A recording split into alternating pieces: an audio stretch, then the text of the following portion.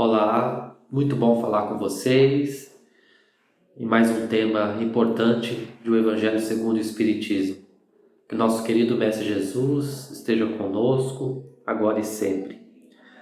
Hoje falaremos do capítulo 8, Bem-aventurados os puros de coração, que faz parte de uma das bem-aventuranças de Jesus, quando ele estava ali no monte e falou para uma multidão sobre aqueles que seriam felizes se assumissem, se seguissem certos preceitos morais e éticos.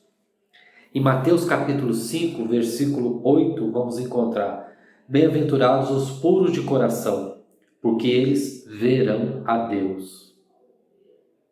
Também vamos encontrar algo semelhante, dessa vez em Marcos capítulo 10, versículos 13 a 16. E então lhe apresentaram uns meninos, umas crianças, para que os tocasse. Mas os discípulos os ameaçavam, os que lhe apresentavam. O que, vendo Jesus, levou-o muito a mal e disse-lhes: Deixai vir a mim os pequeninos, e não os embaraceis, porque o reino dos céus é daqueles que lhe se assemelham. Em verdade vos digo que todo aquele que não receber o reino de Deus como uma criança, não entrará nele. E abraçando-os e pondo as mãos sobre eles, os abençoava. Então nós vemos já que Jesus, recebendo com muita afabilidade, doçura e amor, as crianças que eram levadas até eles, trazidas pelos pais, na esperança de que elas conhecessem o Mestre e já se interessassem por ele, para que na fase adulta pudessem seguir seus ensinos. E a gente pode imaginar os apóstolos ali querendo afastar as crianças, porque imaginavam que elas iriam perturbar o sossego ou a missão do Mestre. Lê do engano. Jesus aproveitou ali a lição não só para demonstrar o seu amor para com todos, mas também para nos trazer uma lição que será nosso objeto de estudo hoje. A gente sabe que a pureza do coração ela é inseparável da simplicidade e da humildade. Não tem como nós sermos humildes, simples no verdadeiro sentido evangélico, sem que nós exercitemos essa pureza de coração. Portanto, ela exclui todo o pensamento de egoísmo e de orgulho. Eis porque Jesus toma a infância como símbolo dessa pureza, como já a tomara como símbolo da humildade. Mas aqui Jesus não está falando especificamente da criança do ponto de vista físico, material, do mundo, mas sim do ponto de vista espiritual, porque o reino do céu não era para as crianças, mas para aqueles que se assemelhassem a elas, ou seja, aqueles que tivessem no seu coração a verdadeira simplicidade e a pureza que uma criança demonstra. E isso é natural porque a criança ali, quando está ali, principalmente nos seus primeiros anos, os seus hábitos de vidas anteriores, o seu passado espiritual está um tanto adormecido. E é importante dizer isso porque a doutrina espírita nos esclarece que somos espíritos imortais, criados por Deus simples e ignorantes, com o objetivo de atingirmos a perfeição e, como consequência, a felicidade.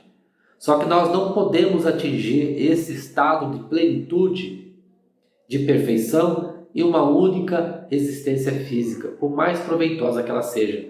Por isso que nós voltamos ao corpo físico em cada oportunidade, assumindo um novo corpo físico, uma nova roupagem, uma nova veste carnal. Nós voltamos, isso é a reencarnação, incontáveis vezes.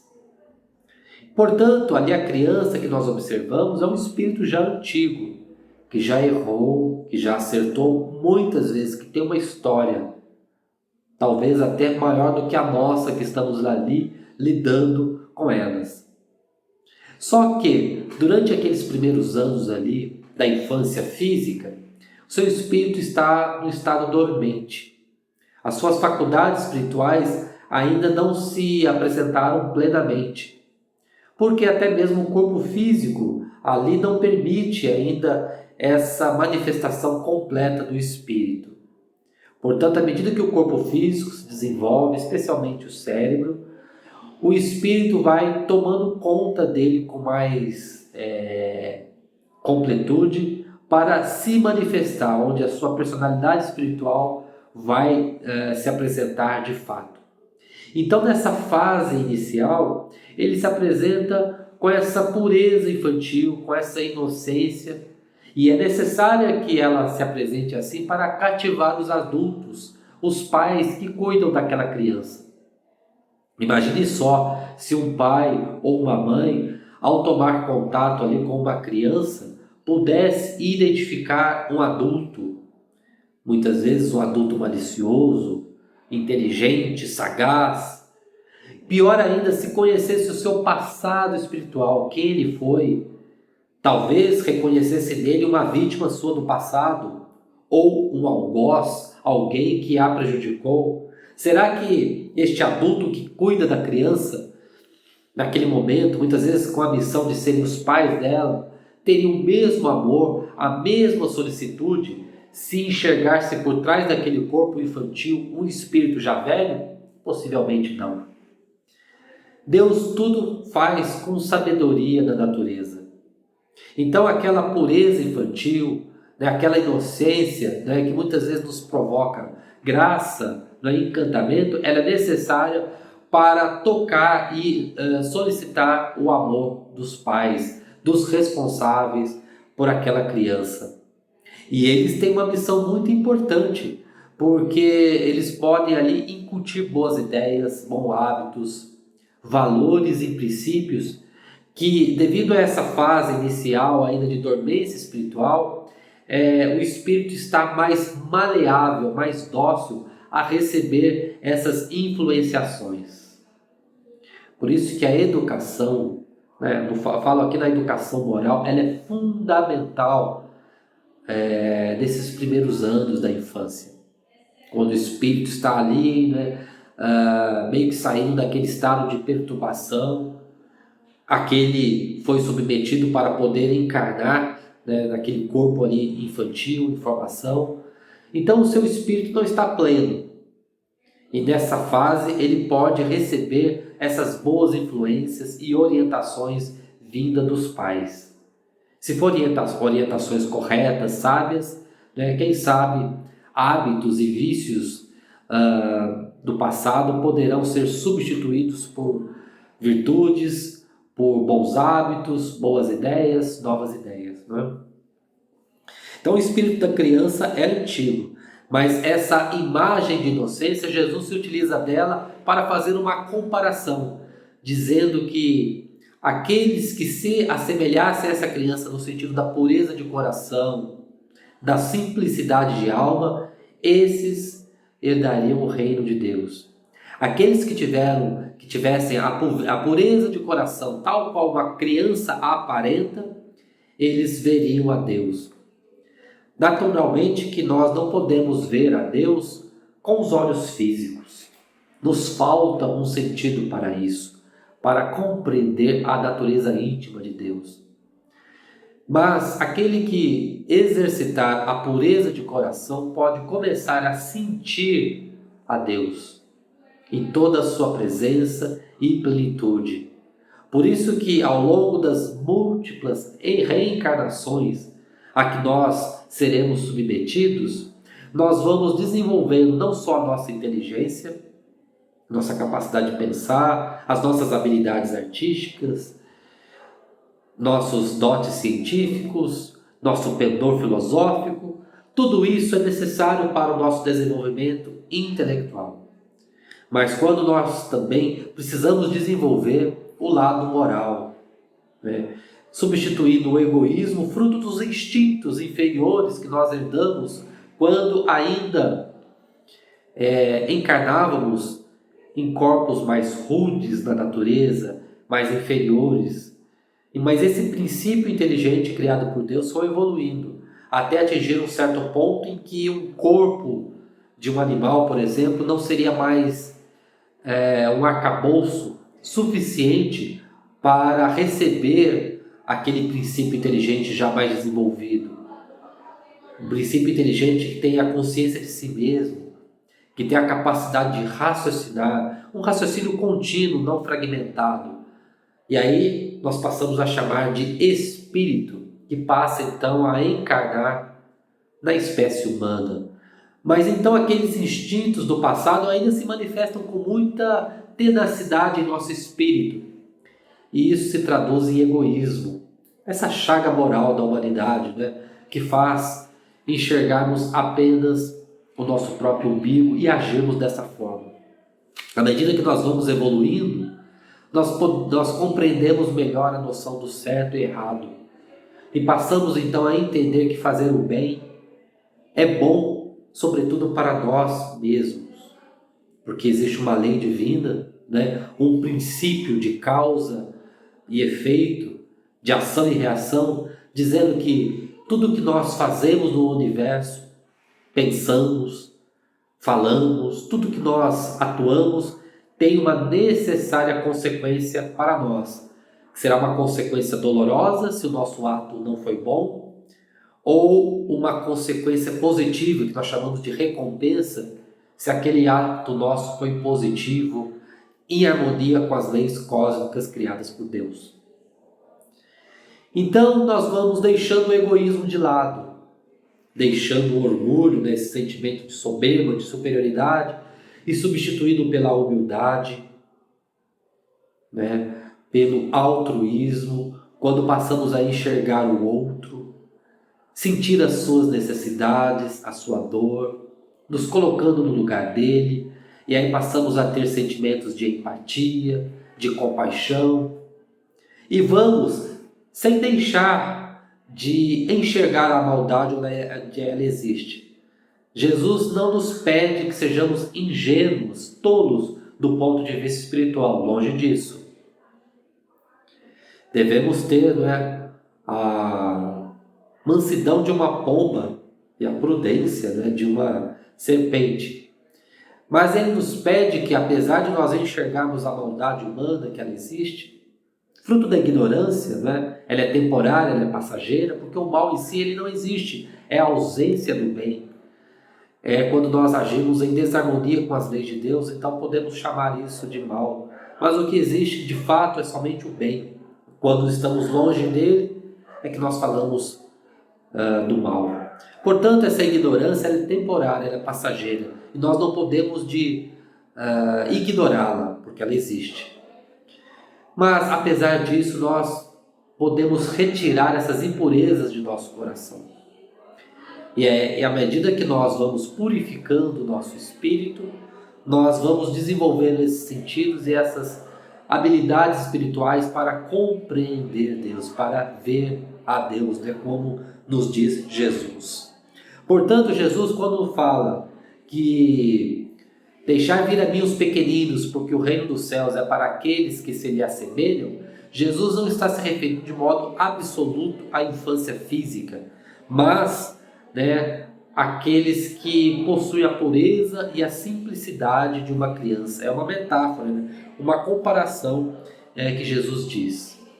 Uma outra interpretação possível também, trazida no capítulo 8 do Evangelho segundo o Espiritismo, né, pelo apóstolo João, o evangelista, que se manifestou, né, espiritualmente, nós podemos tomar essas palavras de Jesus como se ele se referisse aos fracos, aos sofredores, aos viciosos, aqueles que passam por dores no mundo e sentem uma necessidade de um apoio, de um suporte, de um auxílio.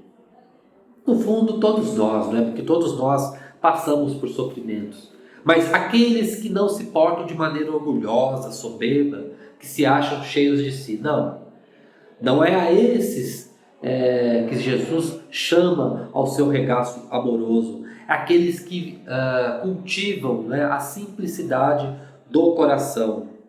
Que essas pessoas pudessem se entregar a Jesus, não no sentido salvacionista, onde muitas vezes, né, por interpretação equivocada, né, dos textos evangélicos, nós achamos que Jesus é um Salvador que vai nos tirar da nossa ignorância espiritual, bastando para isso apenas a fé, bastando apenas crer em Jesus que pronto, tudo acontecerá. De forma alguma. Jesus nos aponta o caminho da verdade e da vida, mas cabe a nós percorrermos este caminho com as nossas pernas, com as nossas forças, com a nossa vontade. Ele é um mestre, um instrutor que nos ensina, né, que exemplifica o amor, mas cabe a nós seguirmos os seus passos, carregando a nossa cruz interior, né, as nossas dores, o nosso passado, as nossas dificuldades. Então Jesus, ele pede que essas pessoas se entreguem a ele nesse sentido, se entreguem aos seus ensinos. Mais do que isso, que busque vivenciar o que ele nos recomenda, o que ele nos orienta. Agindo assim, nós estaremos contribuindo para a nossa própria felicidade de espírito imortal. Estaremos pouco a pouco purificando o nosso coração, lutando contra as nossas fraquezas morais, contra as nossas imperfeições, nos transformando em algo melhor, numa versão melhor de nós mesmos. Nós somos tal qual aquele diamante bruto extraído da terra, mas para que ele brilhe, não é, e encante as pessoas do mundo, é necessário que ele sofra uma certa lapidação. Essa lapidação não é física, não é corporal, mas é da alma. Lapidar as arestas do nosso orgulho, do nosso egoísmo, da nossa vaidade, da nossa falta de compaixão, do nosso egocentrismo. Tudo isso são fraquezas da nossa alma que nós precisamos, né, eliminar, substituindo por virtudes, né, por atitudes positivas. E com isso nós vamos purificando o nosso coração para um dia nós enxergarmos a Deus espiritualmente. Um dia estaremos evoluídos de tal forma que não precisaremos mais de um corpo de carne para aprender dele as lições da vida.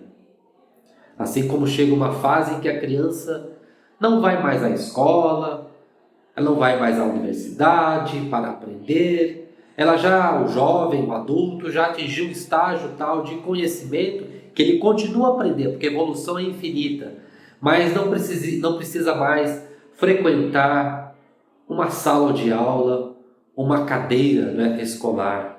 Ele já aprendeu a buscar o conhecimento por si mesmo, já é autodidata, já sabe ir atrás da informação, já sabe aprender sem que ele necessite ainda daquela instrução mais direcionada, né? Mais voltada àquelas pessoas que ainda não atingiram esse estágio. Então, de forma semelhante, espiritualmente, chegaremos a um estágio tal que não precisaremos mais da lição do corpo físico.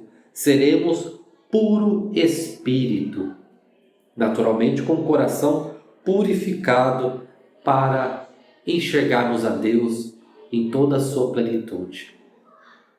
Essas são as lições do Mestre de hoje, que nós devemos observar a criança ali infantil, né? E aprendemos com ela, com a sua simplicidade, com a sua pureza de coração, para que espiritualmente nós possamos trabalhar isso no nosso mundo íntimo, né? Evoluindo, crescendo, conforme nos recomenda Jesus. Que o nosso Mestre querido, irmão maior, nos abençoe hoje e sempre. E agora eu convido para uma vibração final. Nessa vibração é uma prece, uma oração que nós fazemos a Deus, aos bons espíritos, rogando a eles que leve amor e esperança às pessoas que nós queremos beneficiar. Deus de infinito amor, misericórdia e bondade, Agradecemos pela vida, pelas oportunidades, pelas lições que nós passamos. E gostaríamos de rogar, Senhor, por aqueles que passam pelas lições da dor, do sofrimento, nos leitos dos hospitais, em suas casas. Gostaríamos de pedir também pelas nações em conflito, que possa haver paz, concórdia, pelas pessoas que vivem em conflito consigo mesmas ou com os demais, que todas elas, Senhor, possam ser abençoadas, possam receber o seu socorro amado. Rogamos também, Senhor, por um caso especial de que nós lembramos agora, que essa pessoa onde estiver receba a sua luz, o seu amor. E pedimos humildemente por nós mesmos, pelo nosso lar, que ali sempre possa haver respeito, tolerância e perdão. E que nós, Senhor, sejamos cada dia mais um pouquinho melhor do que fomos na véspera, caminhando, crescendo e evoluindo. E assim seja. Obrigado a todos que me ouviram.